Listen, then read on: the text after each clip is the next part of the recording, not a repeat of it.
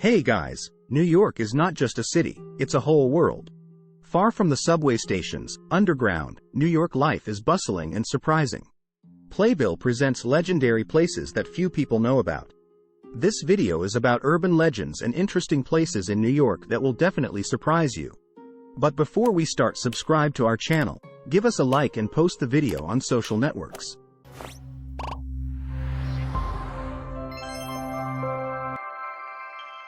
New York City is home to many of America's favorite urban legends.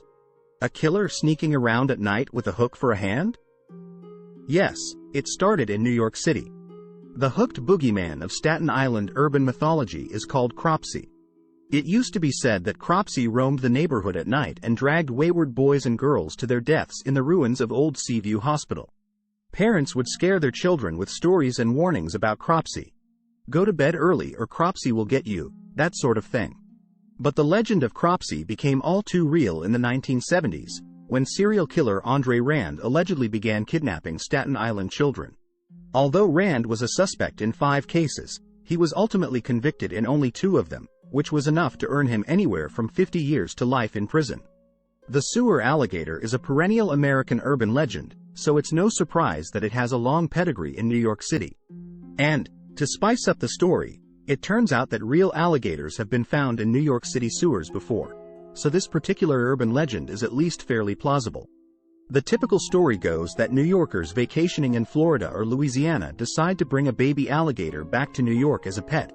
But when the alligator gets too big to be cute, the family flushes it down the toilet, hoping to get rid of the creature.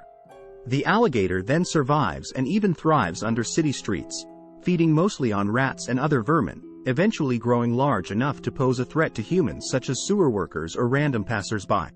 Some variations of this story include alligators that turned albino due to lack of light, or that grew so large that they actually turned into dragons.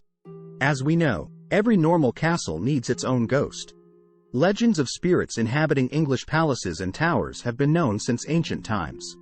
However, ghosts also inhabit cities that emerged much later. For example, New York City, founded in 1624, has its own legends of unquiet spirits. One of the mystical stories happened shortly before Christmas in 1878. Mr. Edward Smith was relaxing late one night in his wealthy home located at 136 Clinton Avenue in Brooklyn. Suddenly, the doorbell rang. The owner of the mansion opened the door, but there was no one outside. Thinking he had heard something, he was about to go back into the room, but the bell rang again. Mr. Smith opened the door again and it was empty. The bells continued all night, and toward morning there was a persistent knocking at the door. The next night the story was repeated. On the third night, members of Smith's family were on duty inside and outside the house. None of the household noticed the men at the door, yet the knocking and ringing continued. On the fourth night, Smith poured ashes from the furnace at the doorstep to see at least a trace of the persistent bully. The doorbell rang all night, but the ashes remained untouched. Mr. Smith went to the police. With great difficulty, he managed to persuade one of the detectives to visit the 136 house the next evening. When the uniformed guest heard the mysterious ringing with his own ears, the police took the matter seriously. An entire platoon of lawmen surrounded the house, but it only got worse. The living room window was broken by a brick, and not a single policeman noticed the mysterious hooligan. A thorough search of the neighborhood turned up nothing. The mystery of the nocturnal knocks could not solve, and journalists of the New York Times. After a few sleepless weeks, Edward Smith decided that at his door is breaking his satanic majesty, and from the sin away sold the house. For a century and a half, the Clinton Avenue mansion had changed many owners, and with each resale the price dropped. The knocks and calls sometimes stopped for several years. When the banging started again, the enchanted property was put up for sale again. The last time the change of ownership occurred in 2020, and the former owner had to reduce the price several times, until a buyer was found who had not yet heard of the notoriety of the mansion. The story of another New York haunted house began in 1933 when Miss Gertrude Treadwell died of old age at 29 East 4th Street in Manhattan. This representative of a once wealthy but impoverished trading family bequeathed a museum in her mansion called Merchant's House. After the funeral, remodeling of the old building began. Workers noticed that in the house too often fall off the tables of objects, slamming doors and windows, but wrote it all off to drafts. Once, when the manager of the future museum came to check on the progress of repairs, the front door suddenly opened, and an elderly woman appeared on the threshold. She shouted at the builders, wagged her finger at the manager, and melted into thin air. Those present who had been to the house before recognized the visitor as Gertrude Treadwell. When the museum opened, the haunting of the last owner of the mansion became the crown jewel of the exhibit. Crowds of people wanting to see the ghost bought tickets, and many were not left disappointed. Some saw a misty figure in a brown, old-fashioned house dress and bonnet. Others were frightened by the ghost of a mischievous little girl, reminiscent of Miss Treadwell's childhood photographs. Some said they heard Morse code like tapping in the rooms, but the signals had not yet been deciphered. The most impressionable visitors swore that in addition to the spirit of the mistress, the museum is filled with numerous ghosts of her servants, but it is unlikely. As the museum staff found out, only Gertrude Treadwell died in this building. Some of the mysterious stories have received a far from mystical explanation.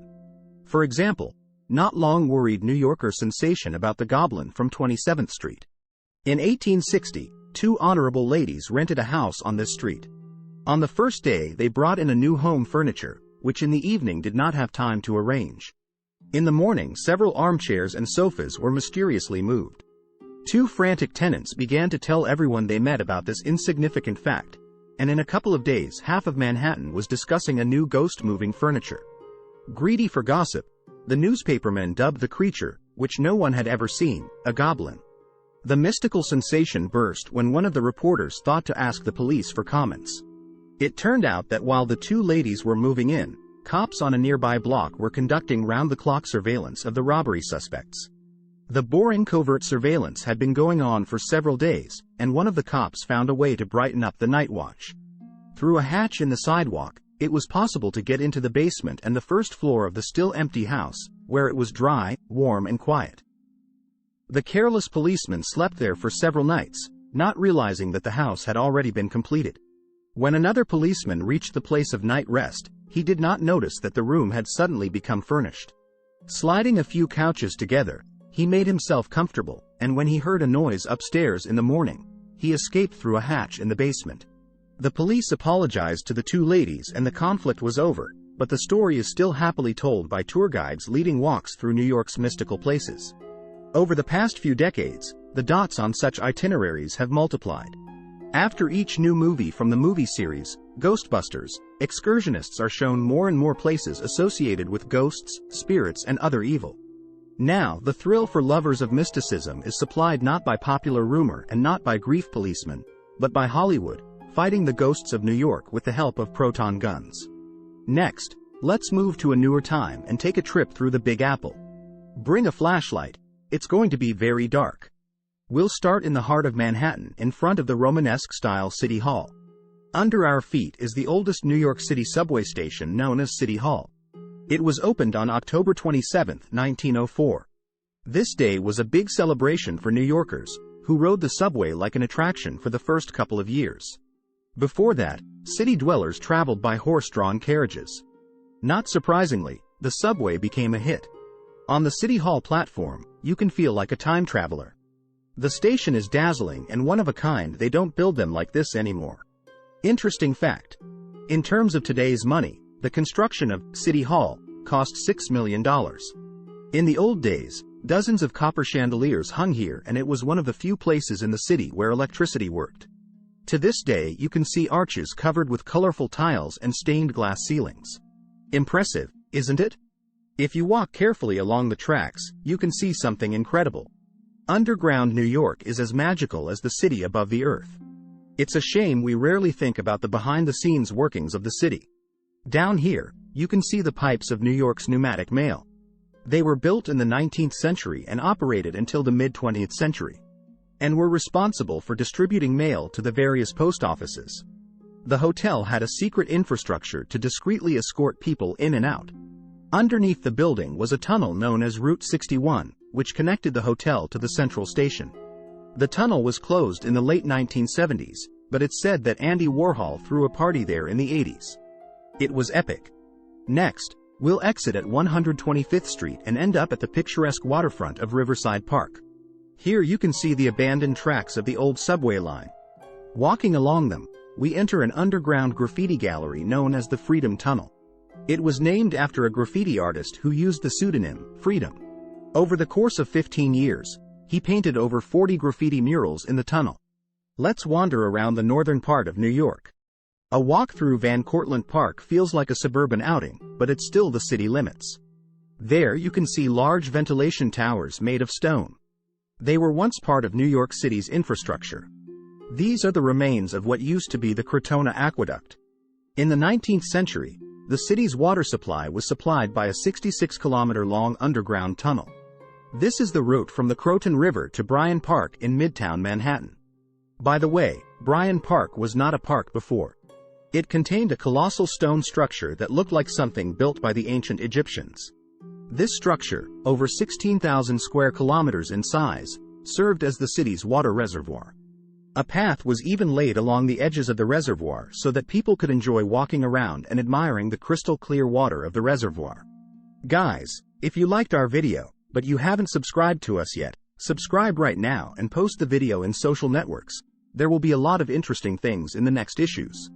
See you soon. Bye.